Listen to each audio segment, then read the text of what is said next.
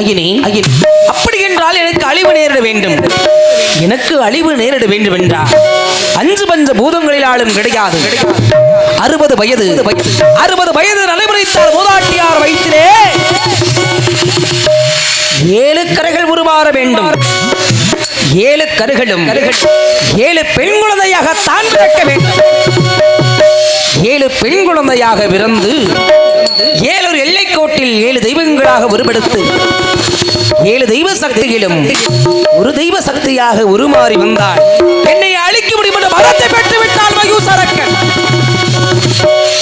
இவர் வரங்கள் எல்லாம் பெற்று சென்று விட்ட ஆணவத்திலே ஆண்களை கண்டால் அழிப்பதும் பெண்களை கண்டால் கப்பை சூறையாடுவதாக உள்ளார். இந்த மயூசனால் படைக்கக்கூடிய பிரம்மதேவனும் பதறிக் கொண்டிருக்கிறார். காக்கக்கூடிய மகாவிஷ்ணுவும் கதறிக் கொண்டிருக்கின்றார்.